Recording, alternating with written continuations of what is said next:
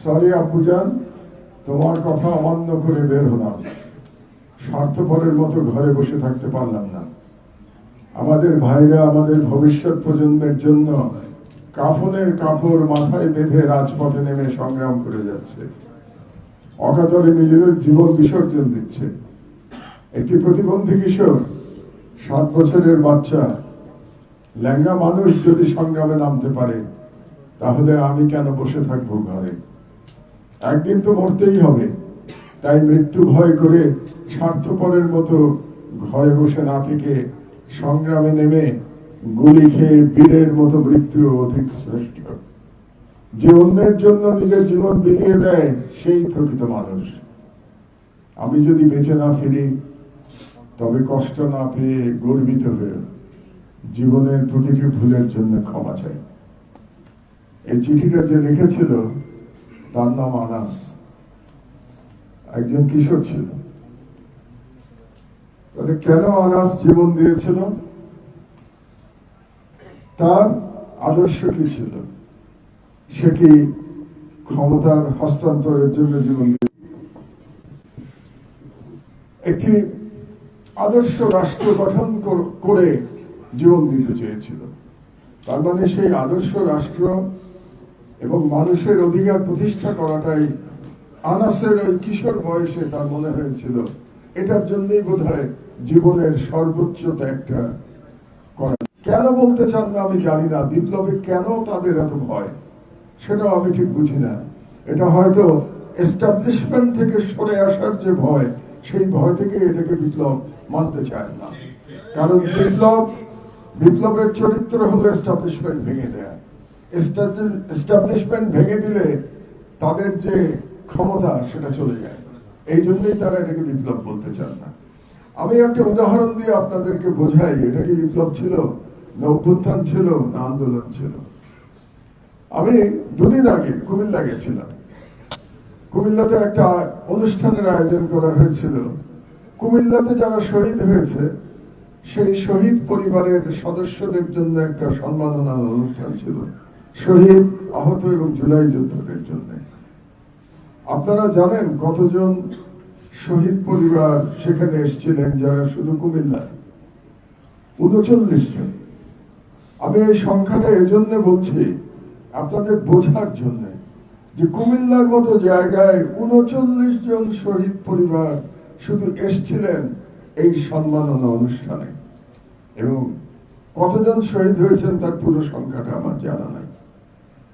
তার মানে সারা দেশে কি পরিমাণে বিস্তৃত হয়েছিল এই বিপ্লব। এমন সারা দেশব্যাপী বিপ্লব আমরা কি আর কখনো দেখতে পেয়েছি? শুধুমাত্র আমাদের স্বাধীনতা সংগ্রাম 1971 সাল ছাড়া এই গত 54 বছরের ইতিহাসে কোথায় শহীদ হয় নাই?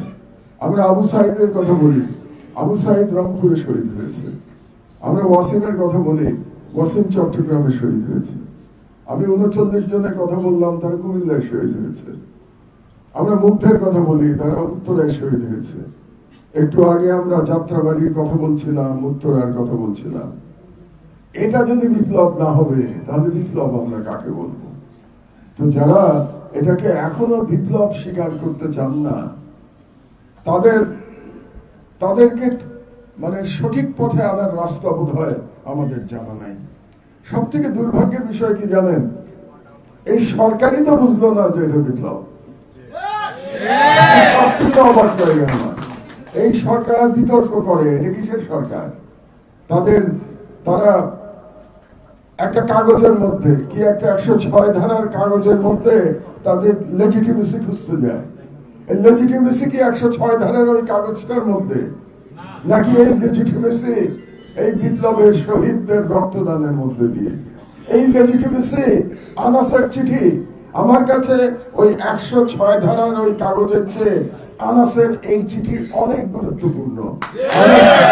আনাসের এই চিঠি এই সরকারকে লেজিটিমেসি দিয়েছে, কিন্তু এই সরকার এই চিঠিও ভুলে গেছে এবং তারা লেজিটিমেসির আসল জায়গাটা তারা ধরতে পারে নাই।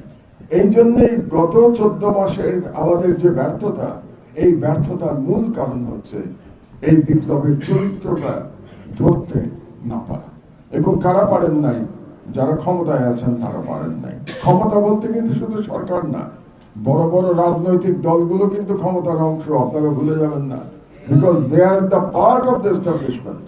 এস্টাবলিশমেন্ট মানে শুধু যমুনাতে প্রফেসর ইউনূস বসে থাকেন, উনি শুধু এস্টাবলিশমেন্ট না, এই বড় বড় রাজনৈতিক দলগুলোর যারা প্রধান ব্যক্তি তারাও এস্টাবলিশমেন্ট। তারা এই বিপ্লবকে কোনোদিন স্বীকার করতে চাইলেন না। এটা দুর্ভাগ্য, জাতির জন্য দুর্ভাগ্য। আমরা একটা স্লোগানের কথা বলছি আজকে প্রধানত, জনতা নাও ক্ষমতা। আর একটা স্লোগান আমরা বোধহয় ভুলে গেছি, আজকে বলি নাই, ভুলে যাই নাই, কিন্তু আজকে বলা হয় নাই। আমরা আর একটা বলেছিলাম তার সাথে সেদিন, দিল্লি না ঢাকা। আমরা ভুলে গেছি না? আজকে কিন্তু আমরা একবারও বলি নাই দিল্লি না ঢাকা। তার মানে এই বিপ্লব, আমি তো মনে করেছিলাম এই বিপ্লবের সাথে এই প্রশ্নগুলোর নিষ্পত্তি হয়ে গেছে। আমাদের আনাস, আমাদের আবু সাইদ, আমাদের মুগ্ধরা, আমাদের ওয়াসিমরা, তারা সিদ্ধান্ত দিয়ে গেছে যে ঢাকাই সব, দিল্লি আর আমাদের উপরে চোখ রাঙাতে পারবে না। আর আমাদেরকে জানিয়ে গেছে ক্ষমতা জনগণের কাছে, ক্ষমতা কোনো রাজনৈতিক নেতার কাছে না, যে রাজনৈতিক নেতার কথায় দেশ পরিচালিত হবে। সেই দিন এই বিপ্লবের মাধ্যমে সেই দিন পার হয়ে গেছে, এটা আমাদের বোঝা উচিত। আপনাদেরকে একটা কথা বলি, গণতন্ত্র কেবলমাত্র একদিনের জন্য না। একদিন ভোট দিলাম আর গণতন্ত্র শেষ হয়ে গেল, বাকি 5 বছর আর কোনো খবর নাই, বাকি 5 বছর জনগণের আর কোনো অধিকার নাই। এই একদিনের গণতন্ত্রের এই ধারণা থেকে আমাদেরকে বেরিয়ে আসতে হবে।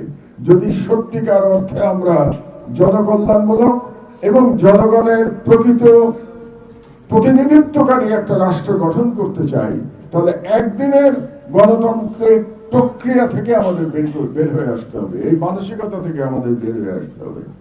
একদিনের এরকম গণতন্ত্রের রেজাল্ট আমরা দেখি নাই শেখ হাসিনার মাধ্যমে। কারণ শেখ হাসিনা 2008 সালে, আমি এটাকে অবশ্য একটা পূর্ব পরিকল্পিত নির্বাচন বলি, ইংরেজিতে আমি বলি স্টেজ ম্যানেজড ইলেকশন।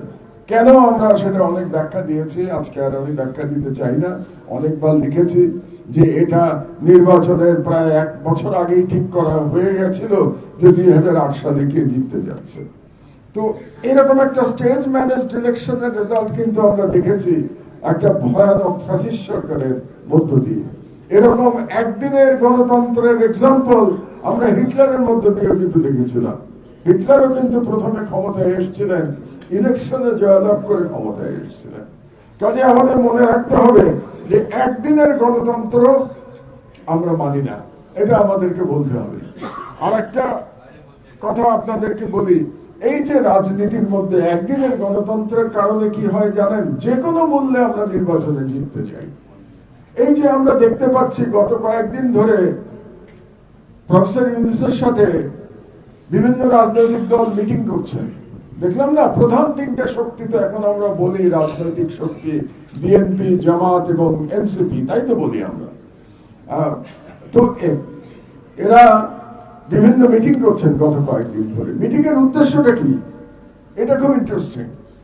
মিটিং এর উদ্দেশ্য হচ্ছে যে ইলেকশনের সময় যেন আমাদের পছন্দের বা আমাদের সমর্থক প্রশাসন থাকে, এটা তাদের মিটিং এর উদ্দেশ্য। তারা আলোচনা করতে যান যে ডিসি কে থাকবে, কমিশনার কে থাকবে, এসপি কে থাকবে ইলেকশনের সময়। এটা হচ্ছে তাদের প্রধান আলোচনার বিষয়বস্তু। তার মানে হচ্ছে আমার দলের প্রশাসন যদি, কে বলে আমাদের জুলাই বিপ্লব শেষ হয়ে গেছে? বিপ্লব চলমান, বিপ্লব কোনোদিন শেষ হয় না, এটা আমাদের মনে রাখতে হবে।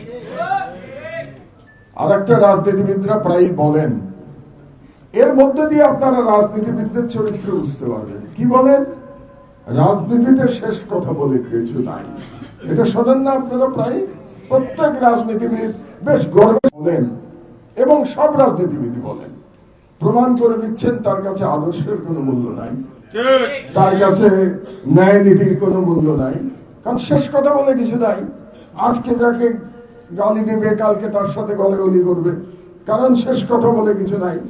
এই যে এখন আমরা দেখতে পাচ্ছি 3টা প্রধান শক্তি, চাই না আমি আসলে এসব অনুষ্ঠানে শুনতে আসি, আমার বয়স হয়ে গেছে, এখন শুনতে ভালো লাগে বলার চেয়ে, কারণ আমি নতুন প্রজন্মের চিন্তাটা শুনতে চাই, তাদের আকাঙ্ক্ষা জানতে চাই। তো সুতরাং আমি সর্বশেষ কথা যেটা বলে আমার বক্তব্য শেষ করব, সেটা হলো নির্বাচন তো একটা আসছে, 3.5 মাস পরে একটা নির্বাচন হয়ে যাবে, কিন্তু জুলাই যোদ্ধাদের আমি বলবো আপনাদের যুদ্ধ শেষ হয় নাই। নির্বাচনের পরেও যারাই জিতুক না কেন, নির্বাচনের পরেও আমাদের যুদ্ধ চলমান রাখতে হবে। কারণ নির্বাচনের পরেই যে সবাই গণতান্ত্রিক সব তারা মেনে নেবেন, তারা ভিন্ন মত মেনে নেবেন, তারা সমালোচনা মেনে নেবেন, এরকম ভাববেন না। এখানে মিডিয়ার অনেক আমার সহকর্মীরা আছেন, আপনাদেরকে আমি সাবধান করে দিচ্ছি, গত 15 বছর বাংলাদেশের মিডিয়া বেশিরভাগ শেখ হাসিনাকে তোষণ করেছে। বাংলাদেশের বড় বড় সম্পাদকরা নির্লজ্জভাবে তেলবাজি করেছে, দালালি করেছে তার সংবাদ সম্মেলনের নামে। এই একই জিনিস আপনারা দেখতে পারবেন ভবিষ্যতে, এটার জন্য প্রস্তুত থাকেন। এবং সেটা আমরা দেখতে পাচ্ছি। এবং যেভাবে শেখ হাসিনার আমলে ভিন্ন মতাবলম্বীদের বিভিন্ন জুলুমের মোকাবেলা করতে হয়েছে, আমি অন্তত ব্যক্তিগতভাবে আমাদের শুরু হয়েছে সেই বিপ্লব ফেব্রুয়ারি মাসের, ধারণা করছি ফেব্রুয়ারি মাসেই নির্বাচন হবে, শুধু ধারণা না, আমি আশাবাদী সেই নির্বাচনের পরেও আমাদের লড়াই আমাদের চালিয়ে যেতে হবে। এবং আনাসের চিঠিটা আমি যে পড়লাম, যে আদর্শের কারণে আনাস এরকম একটি চিঠি নিয়ে লিখে শহীদ হয়েছিল, 16 বছর বয়স ছিল বোধহয় বাচ্চাটা, 16 বছর বয়সে শহীদ হয়েছিল। সেই আনাসের স্বপ্ন আমাদেরকে বাস্তবায়ন করবার জন্য আমাদের লড়াই অব্যাহত থাকবে। এবং সেই আশা করি আমি বিশেষত ঢাকা গোলামি না আজাদি,